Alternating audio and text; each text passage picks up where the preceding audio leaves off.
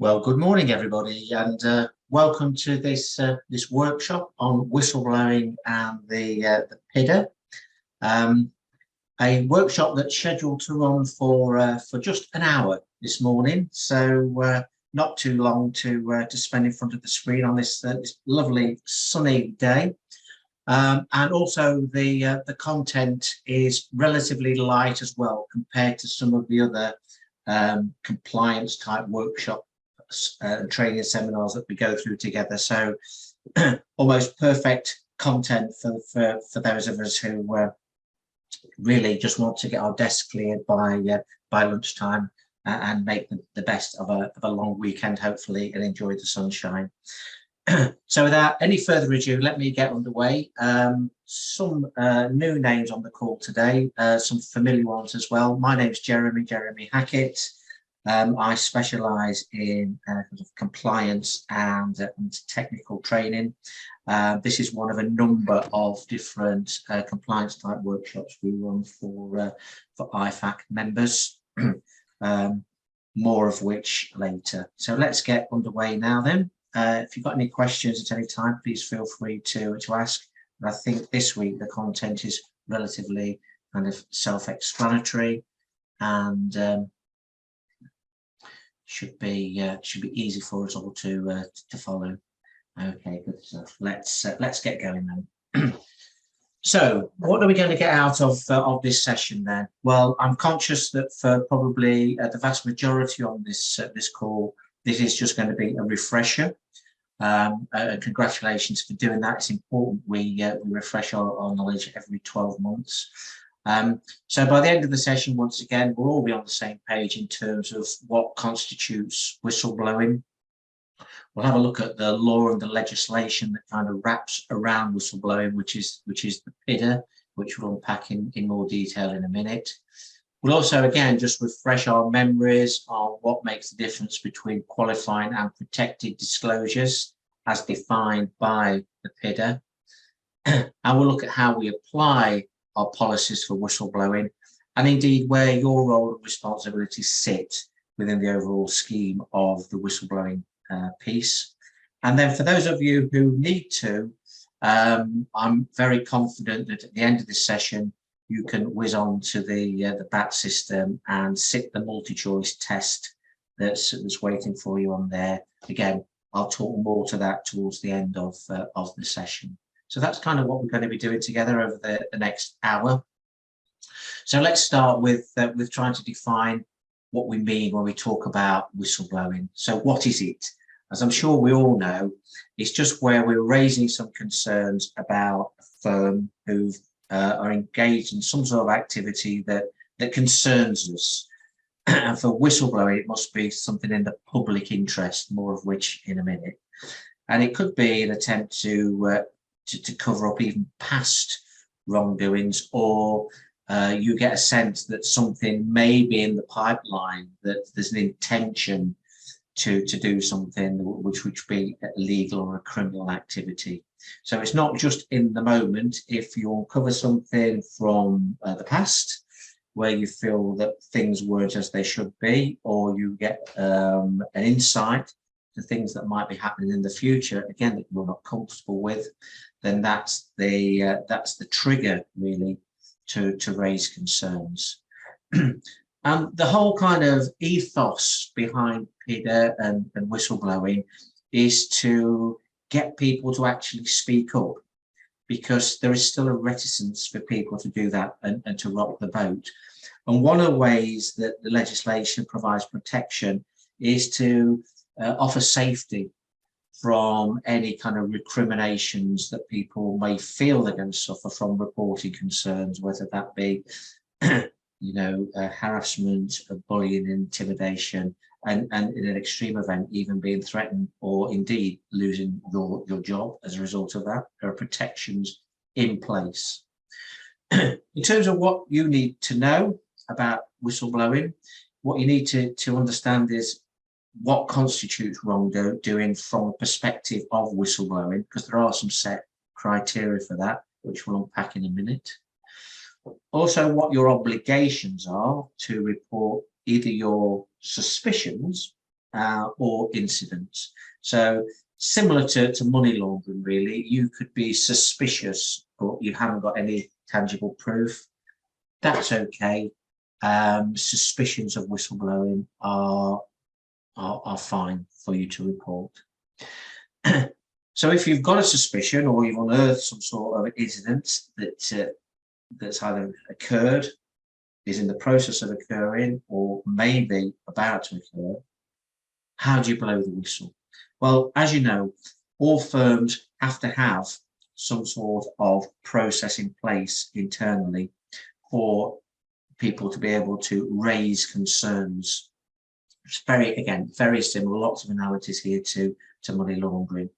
And in some firms that I work with, you find the money laundering officer has also been nominated as the whistleblowing champion as well, to give clarity to people about who they need to go to in the event of having suspicions. Equally, on some occasions, it may not be possible. You may feel that you cannot raise a concern internally. Let's just say I was working for a firm and it was my immediate boss who was the managing director in a small firm, and I can't raise my suspicions. Then it is possible to go externally, either through the regulators, or in the past, some people have actually gone straight to the media. And again, I'll talk to that in a bit more detail in a moment. So in summary then, whistleblowing is just about any concerns you've got about impropriety, criminal activity, things that shouldn't be going on, which affect the wider public interest. The whole emphasis of PIDA is to encourage people to speak up and give them some sort of protection from recriminations if they take that step. And then there are different ways, you are obliged if you are suspicious to report it, but there are different ways. If you feel that the internal process won't work for you, then you can go external. So as I said in the introduction, although PIDA is in place and encourages people to whistleblow, there's still, for some people, a reticence to do so. One of the big fears when research has been conducted is that people are very fearful that if they were to raise concerns, then they would get fired, basically.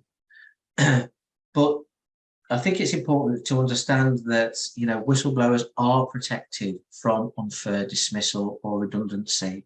And there are case studies where people actually have suffered and been made redundant, but the industrial tribunal has stepped in and actually insisted that they're reappointed into role, or if somebody felt that just wasn't going to work for them, it wasn't practicable, actually awarded them fairly significant compensation in lieu of having lost their job and giving them some breathing space to find another one, and also to stop them from inappropriate behaviour.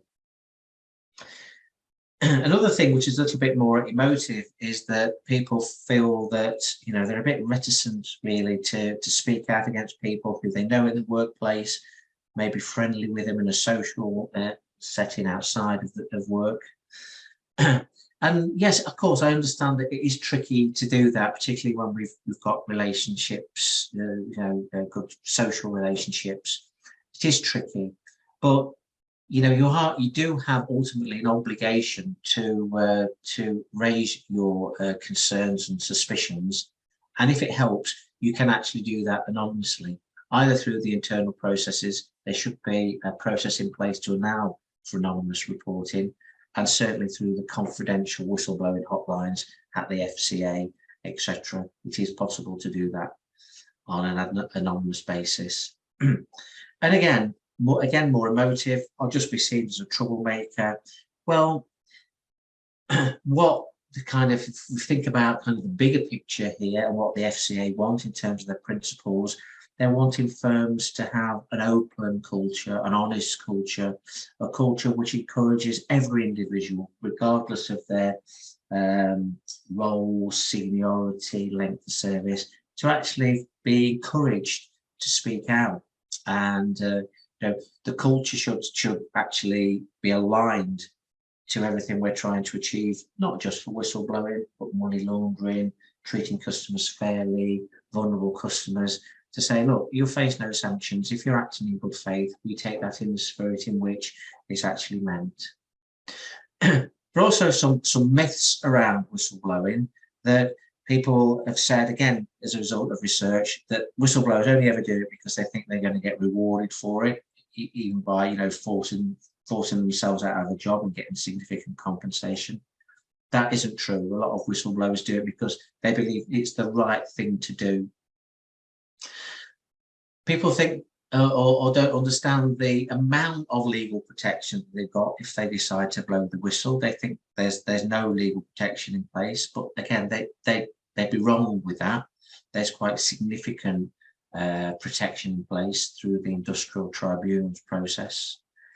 And you know, anyone can blow the whistle if they suspect. So it doesn't matter who you are, what your role is, how you've come across the information, whether it's in your firm or outside the firm with a third party, anybody is able to get on and share and raise their concerns with others.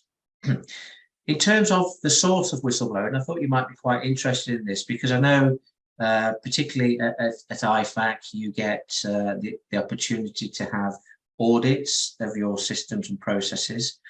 But in terms of the sort of whistleblowing cases, and this was for 2021, still the vast majority of cases are unearthed by somebody actually blowing the whistle and tipping off either through the internal or the external processes. So no matter how good our internal processes and systems are, we still require to have that culture and that environment in place that would enable people to step forward, really. So over a third of the cases are still identified from tip-offs. You might think, so what? Because I'm sure that you know, you've probably never been involved in whistleblowing, and you might think, what's all the fuss? I'm sure there's not much by the way of whistleblowing actually occurring at the moment. But actually, if you jump onto the FCA website, I managed to pull down the stats for the first quarter of this year, and that did actually surprise me in terms of the volume of allegations that have been made. You know, when I saw there were over 500 allegations in just the first quarter, that did, as I say, I was a little bit shocked rather than surprised. I had no idea it would be that kind of volume of concerns that were being reported to the FCA. If you wanted to split that down a little bit further, there were 5 overarching themes that came out. No surprise to see that fitness and proprietary were the top of that, because that's all about openness, honesty, trust and integrity, isn't it? I was surprised to see treating customers fairly to have such a high level of reporting, because, you know, in all the work I'm doing with advisory firms, I thought that was very well kind of embedded into processes these days. So again, a little bit surprising to see such a level of complaints there, as I was kind of FSMA, that when I did a little bit of more deep diving into FSMA, that was around people probably giving advice when they weren't strictly authorized to do so. So maybe straying into advice territory when they weren't fully licensed to be able to do that. So again, just one to watch. I thought you'd be interested in those stats. In terms of recent cases, I think we all know it's getting a little bit old now, but the mighty Barclays were fined. Actually, it wasn't Barclays.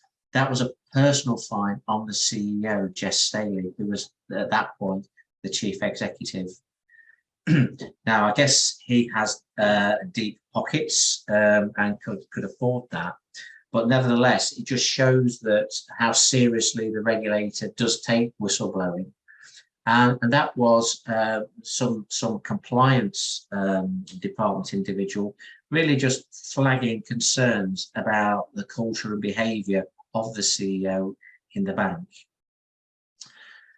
A more significant fine was just over a couple of years ago, because, you know, whistleblowing isn't just our industry, it goes out with our industry, but the Carphone warehouse will find a whopping 29 million quid for mis-selling. And again, that was the FCA stepping in as a result of a whistleblowing allegation that was made directly to them. So I'm not saying it's something that we should be overly concerned about, because I'm sure all of our houses are well and truly in order.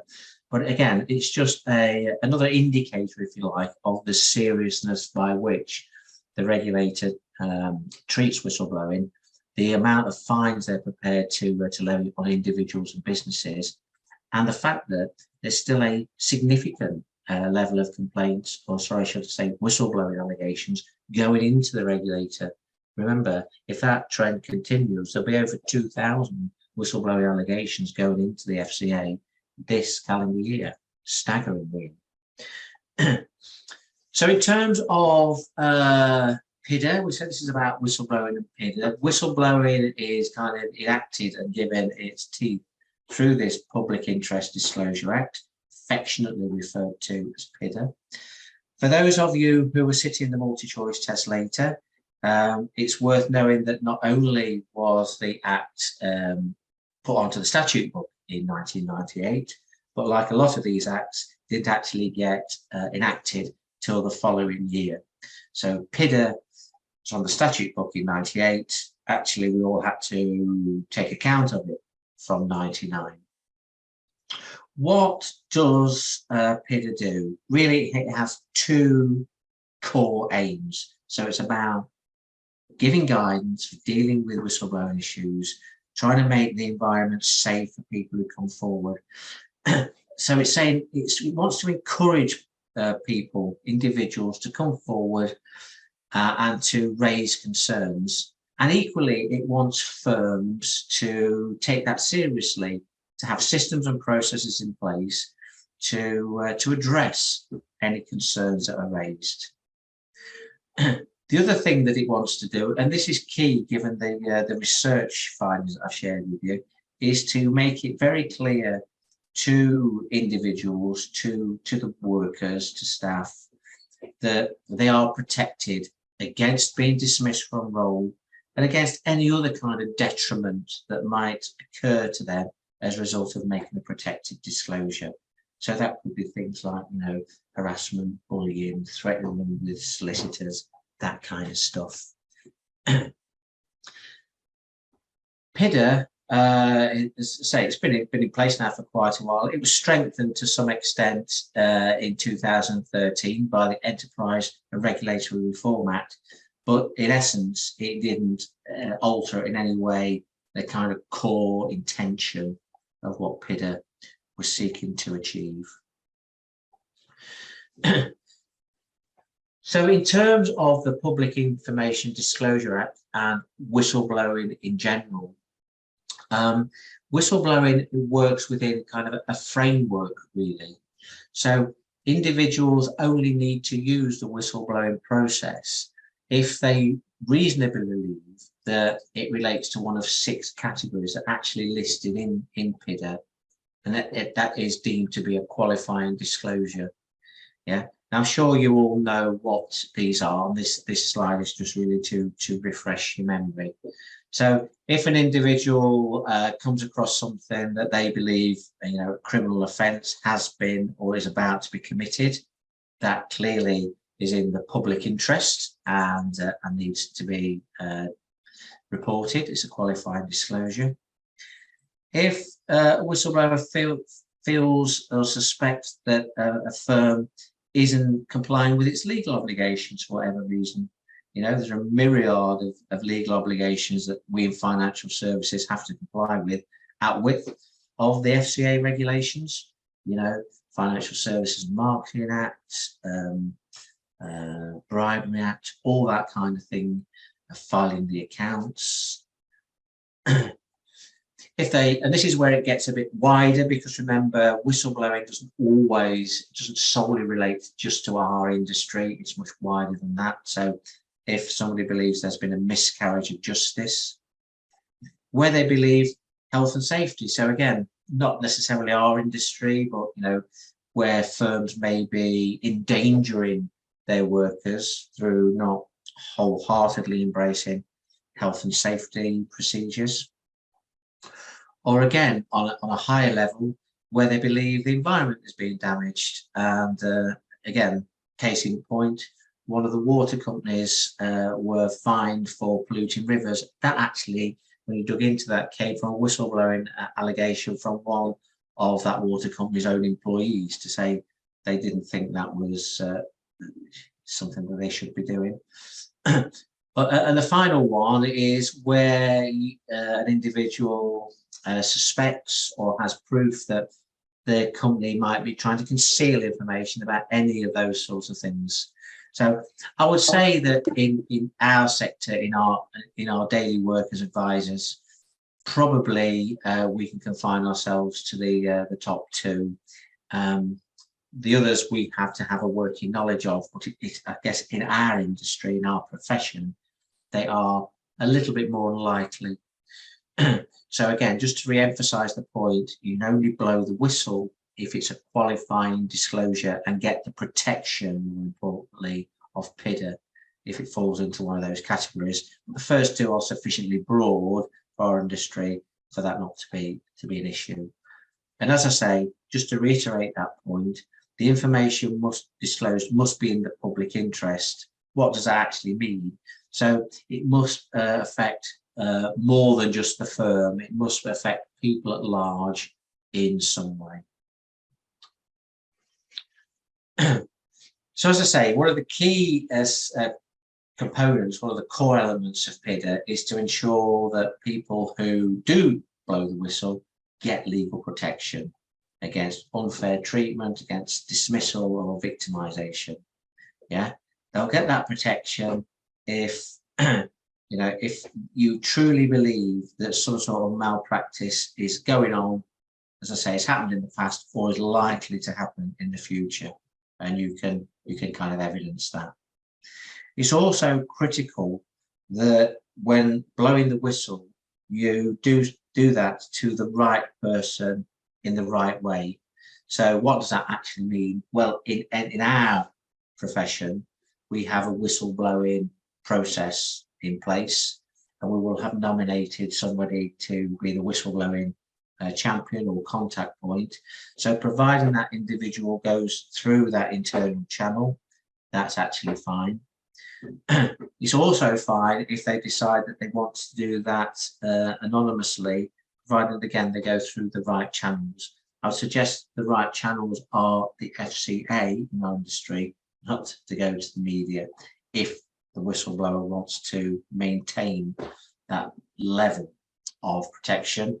And also going back to the previous slide, it is the right type of information. It's a qualifying disclosure, so criminal offence, that kind of thing. In terms of reporting concerns then, typically what would happen in real life is a member of staff and employee would initially raise concerns with their line manager.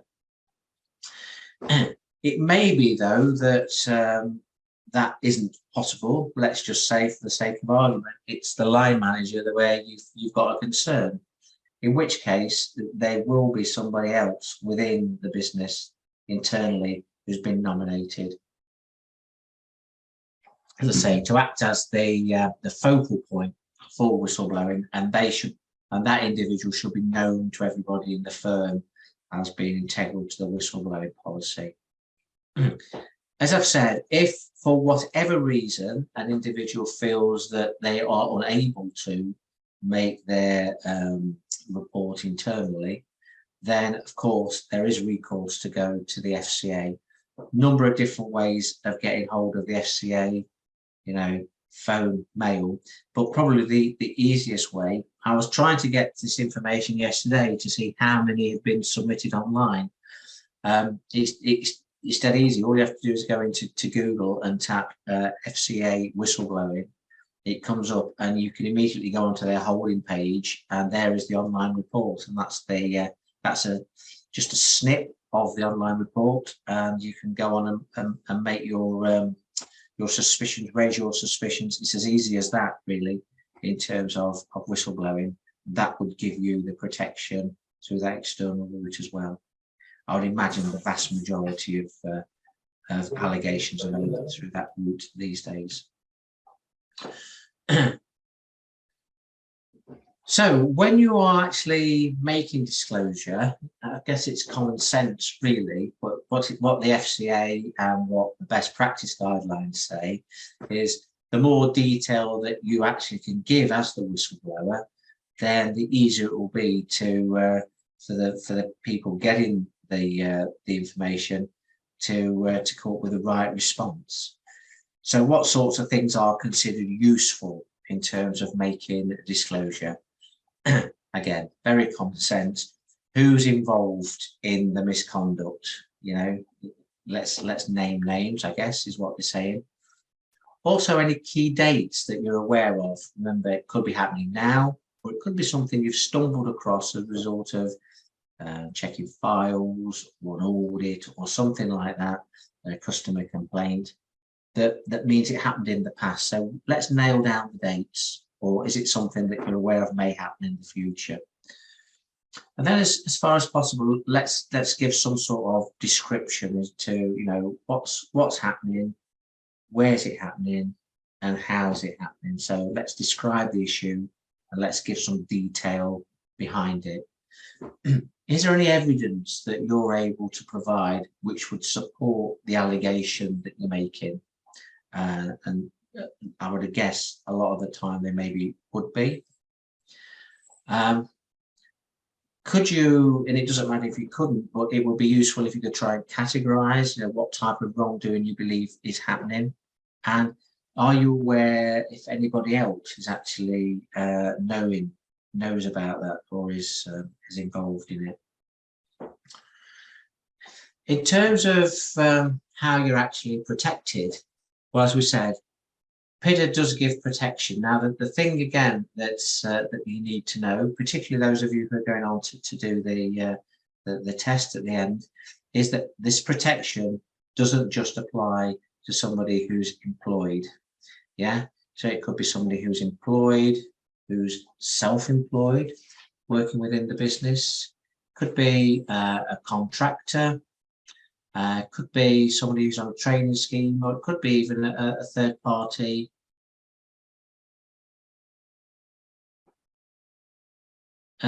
Yes, they do, Rachel. Thank you. No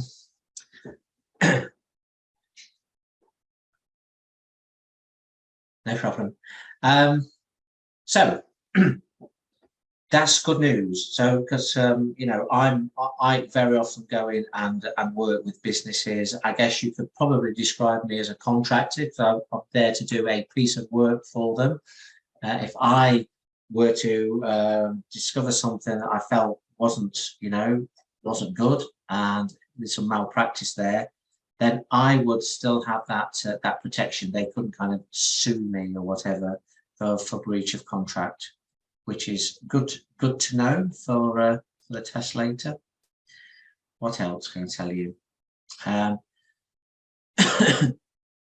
That means that all employees and myself as a contractor, I normally have a contract. Within that contract, very often there's a clause around confidentiality, so that I'm effectively entering into a non-disclosure agreement. Quite rightly, when I'm working with businesses such as yourself, you don't want me becoming aware of sensitive data and information, client information, and sharing that with others.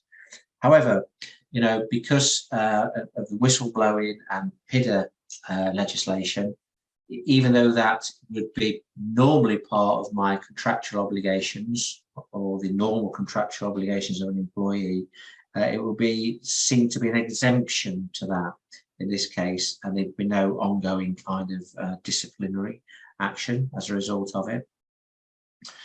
So we use this word a lot, don't we, when we're doing our compliance workshops and talking about the FCA. Yeah. So providing somebody who is fair and reasonable says that you've acted reasonably in making your disclosure, then protection is given. Interestingly enough, I've mentioned it in passing, protection doesn't come through the court system per se. Protection is actually given to you as a whistleblower through the industrial tribunal system.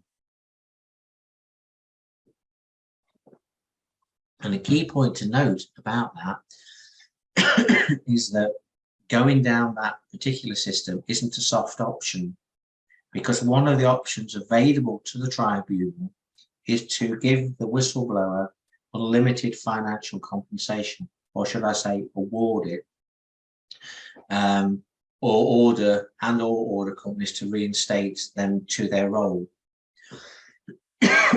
So, it's important to note that a whistleblower will not lose out financially, provided they've acted in good faith, made a qualifying disclosure, then they have got full legal protection and unlimited financial compensation. And that did actually happen in real life. If we go back to the Barclays case with Jess Staley, where he suffered that fine, the whistleblower was actually sacked effectively from Barclays by the CEO, and he was awarded, it was over £1 million worth of compensation, which Barclays had to pay because he didn't want to go back into role. So it is real. The other thing that we just need to understand is that whistleblowing is specifically about qualifying and protected disclosures, and we shouldn't use the whistleblowing process if we are unhappy at work and we've got a grievance. So both whistleblowing and grievances are both formal actions that people take, and both demand formal processings. The thing to remember is that whistleblowing, as we've said, is where there are concerns about something that's endangering, because it's health and safety issue or environmental issue, or it's illegal, it's a criminal matter that has a public interest aspect to it. Remember, that's the qualifying disclosure parts of PIDA. A grievance is more about a dispute about what's happening at work, and it's got no kind of interest in the public domain, really. So it could be that you feel you're being a victim of bullying, you're being harassed, you're not being treated fairly, your immediate line manager or whatever, you feel you're being discriminated against from a salary and bonus perspective. It's anything like that that's more internal within the firm, where you feel that you're not being treated fairly, you can raise a grievance.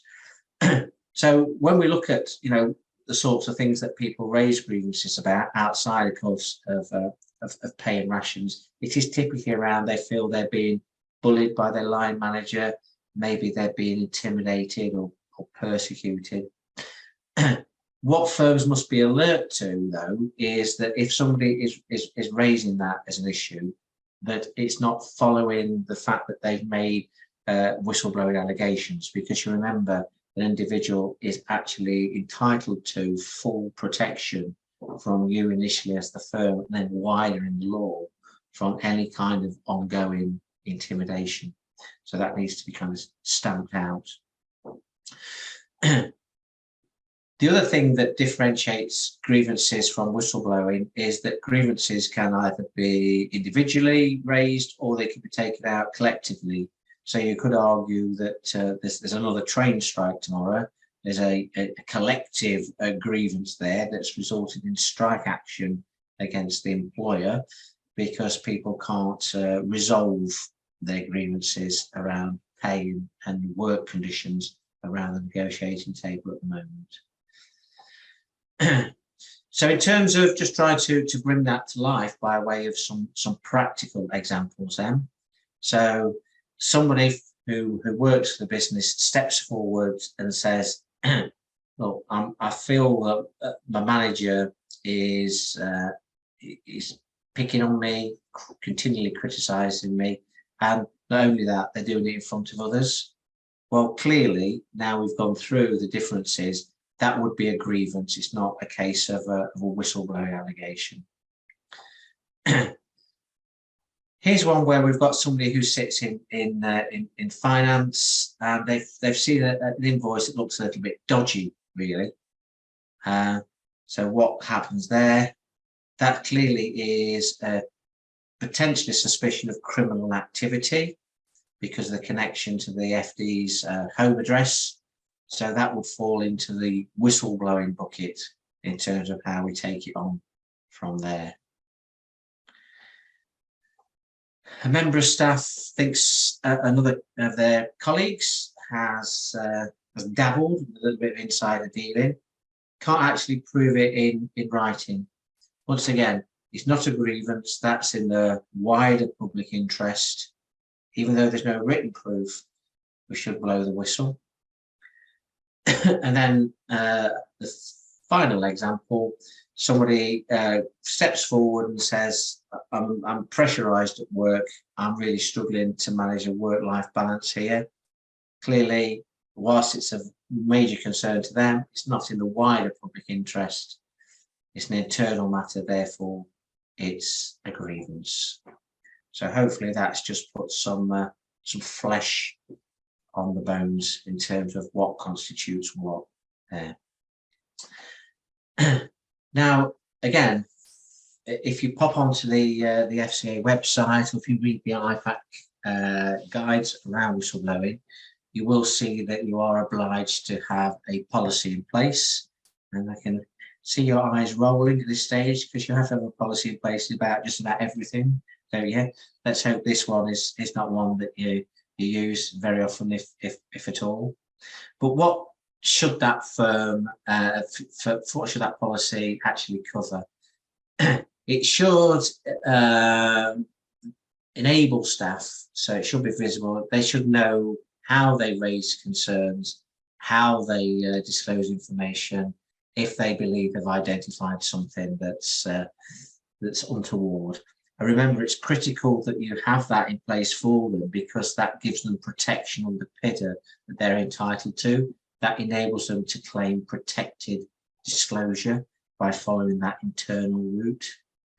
The other thing is it must be flexible enough to relate to those 6 categories that we've previously gone through to make it a qualifying disclosure. And remember, what I've said is, I think typically it's the top 2. Yeah, you could get this one here about the unethical behaviour, I guess, and certainly the attempts to conceal is the catch-all.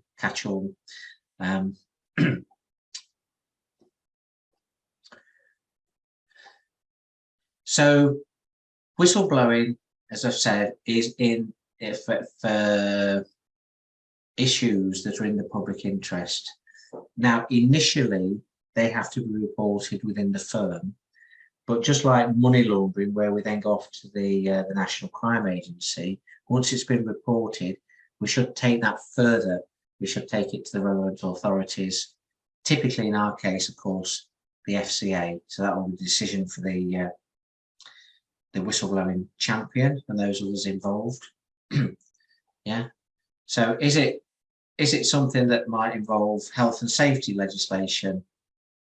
Maybe, maybe not. Is it a criminal activity? This is more kind of in our zone, and that may or may not involve money laundering. Yeah. Is it for an FCA rule breach that impacts directly and immediately on customers? Now, remember when we looked at the source of complaints, we said that the FSMA was actually showing quite a high level. It was number 2 in terms of top of the pops. Yeah. And that's, as I said, all about kind of mis-selling, really, which is in itself a criminal offence. If you've mis-sold because you're not licensed, that is in the wider public domain. It's not something you can handle internally. If you're doing things that you shouldn't be doing in terms of unauthorised investment business, self-explanatory, that's all in the public interest. And the idea there is that it gets reported within the firm. The whistleblowing champion or officer then goes and reports that in, typically in our case, to the FCA. However, there'll also be some things that crop up potentially from a whistleblowing perspective, where it is just really of concern to the firm and to the directors responsible. And it can be shown that it really doesn't have any further, it's of no further concern to the public authorities. So somebody might want to blow the whistle because they believe file checks are being done either at all or to the right standard, which could lead to potential mis-selling. That'd be something for a firm to remediate using its own internal processes. Could be that the whistleblower believes that a firm has breached one of the FCA rules. So after investigation, find that you put your own house in order. I think typically, though, you would also let the FCA know from an openness and honesty perspective about what's happening. Similarly, breaches of the principles of the FCA or any of their guidance. So in sum there, anything to do with the FCA where the whistleblower feels that we've fallen short in some way, then it should be subject to a thorough investigation, dealt with within the company, and then for openness, honesty and transparency, i.e. live the principles, just let the FCA know what's happening, and I would suggest IFAC as well. Also, I know some of you do have your annual audits undertaken by IFAC, so from time to time things might crop up. Remember the whistle picture that we saw? I think it was 11% of the cases are picked up through internal audits. That might be something we need to do. In terms of what you need to do then, let's get down to kind of the nitty gritty. As I've said, in some way, shape or form, you have to have a go-to person. Some of the firms I work with, it's the money laundering reporting officer, others it's the compliance officer, others who are larger firms have different champions for different things, but you need to have a whistleblower's champion or definitely a designated point of contact. Yeah. Make sure there are no barriers in your employee contracts. You know, as I've said, anyway, the law mitigates and removes that bar from disclosure. But just make sure you're not doing anything unintentionally in your employee contracts that might seek to dissuade somebody from being a whistleblower, and if necessary, update them. The FCA do expect not only to have a champion, but also for you to review and audit your internal procedures and arrangements, at least on an annual basis. And I'm sure that would form part of your IFAC audit check as well. But if you don't take the benefit of that service, make sure that you do that. Again, make sure everybody knows that you've got whistleblowing processes in place, how to access them, how they work. So this is what you're doing, just refreshing yourselves. Maybe you'll cascade that information down. And as I say, annual revision on whistleblowing for everybody in the firm, just educating people to make sure that they're aware of their protection, their rights, also their responsibilities and obligations as well. As I say, I know some of you on the call, will be cascading this information down.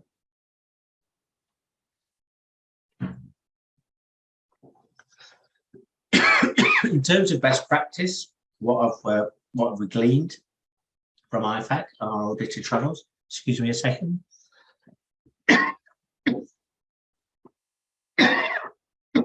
Particularly throat.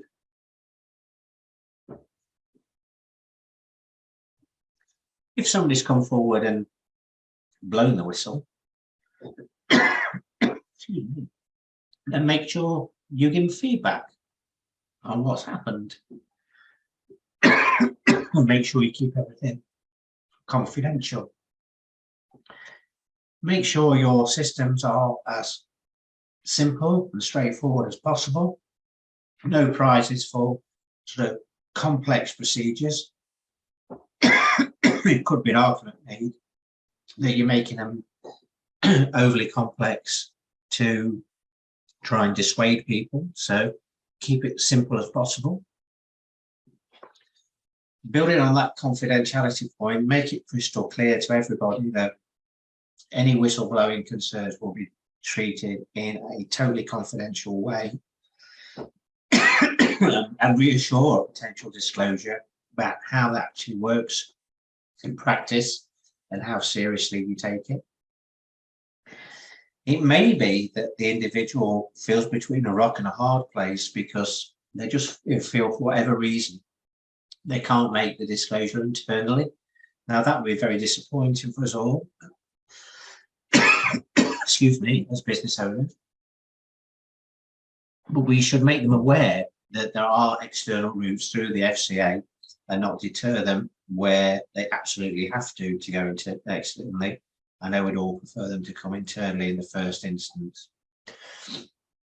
What can you do to help with this and to educate yourself further out with this short training session? First thing you can do is to read the IFAC and your own firm's policy. I had a read of the IFAC policy yesterday. It's not a very long read. I think it only extends to something like 5 pages. It's a really good sort of 10 minutes just to refresh your memory, so you understand the do's and don'ts, really.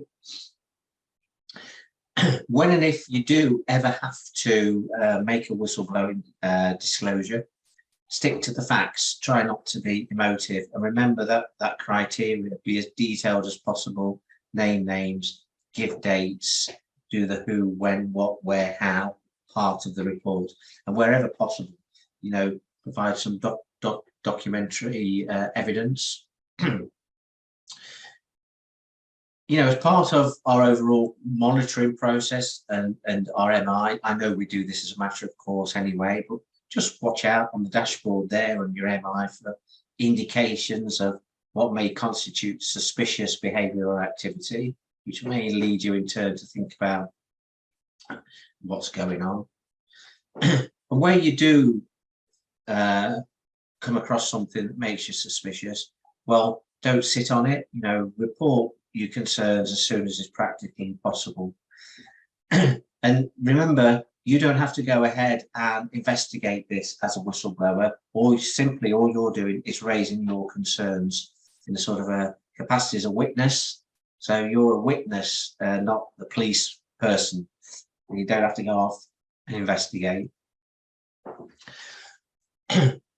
So just on the other side of that then, don't wait until you've gathered all the evidence in before you make a report. If you're suspicious you've got nothing in writing, don't worry, get on and do it.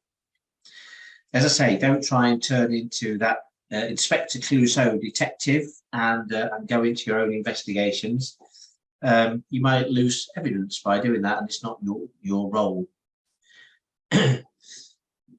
If there are any kind of frictions at work, and you're thinking about settling scores or grievances, then use the relevant process, the grievance policy. Don't use the whistleblowing. Don't report somebody through the whistleblowing process to settle a score. And it's critical that if anybody has stepped forward and raised concerns, then they're not subject to any sort of victimization at all, however major or minor that may be. And remember, if you cross that line, the firm may face disciplinary action. As I say, which focuses the mind, it's an unlimited fine. Outside of kind of your own internal processes and IFAC, there are some good external sources of information and advice available to you as a business owner. Protect is actually an independent charity, and their sole kind of rationale, if you like, is to give free and confidential advice. And if you're insured anyway, if you're sitting there thinking, do I, don't I, how do I do it? You can actually contact them free of charge, and they'll tell you how best to raise your concern if you're unsure. They'll again help you understand how you are protected through PIDA and talk through whether they feel you would be protected in this area. They also offer resources, so it's just specifically around whistleblowing. If you want some additional support or training outside of the IFAC training, then there are lots of support and training materials available. And if you wanted a totally objective and independent view on how your firm is performing, or how your processes and systems kind of shape up against best practice, they'll carry out a review for you and give you some guidance on how it may be improved or where it sits. They're also there. Their other kind of key focus is to promote whistleblowing, raise awareness of it, and promote the public interest in whistleblowing laws. In terms of internal advice and further information, as I've said, there's a brilliant guide on the BAT system. So if you go into the BAT system in the normal way, if you find the T&C and documents section of the form, I was on here just yesterday, and there's a guide to PIDA and whistleblowing. Just a few documents on there, very worthwhile just going on and having a read through those. For those of you who, after this session, are going to go ahead and do the test, my recommendation is that you do that just as soon as possible after this session. I'm very confident that we've covered all the information that you require to be successful in this test. There are just 10 questions, all from a multi-choice perspective.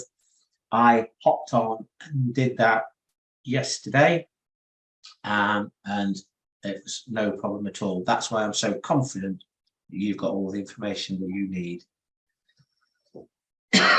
Okay, so just to recap then, what we said is that we were going to look at whistleblowing, just understand, refresh our memories around what whistleblowing is.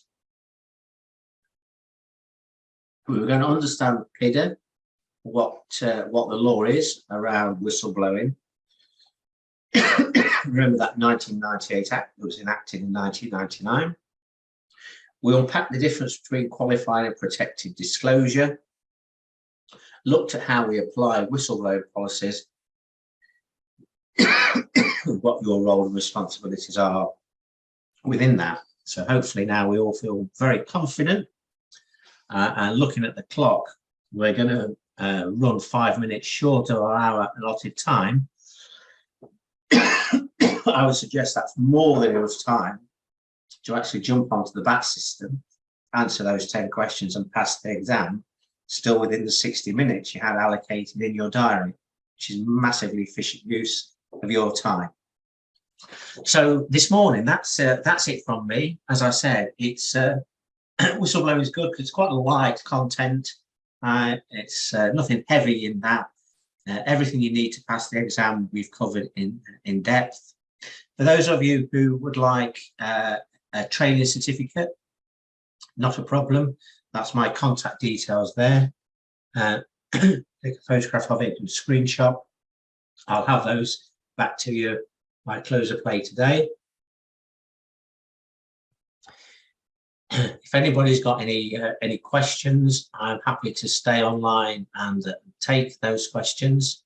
I know for many of you, though, you'll be wanting to crack on with your day. So thank you, thank you very much, Keith. Yes, I would look forward to seeing you in a couple of weeks' time when we've got another workshop running. Between now and then, have a great rest of the day. Have a great weekend. Thank you for listening, and I'll see you soon. If anybody's put something in the chat box, I'll be answering you. Oh, thank you for your kind comments. Thank you very much, everybody. See you again soon. Good to see you all again.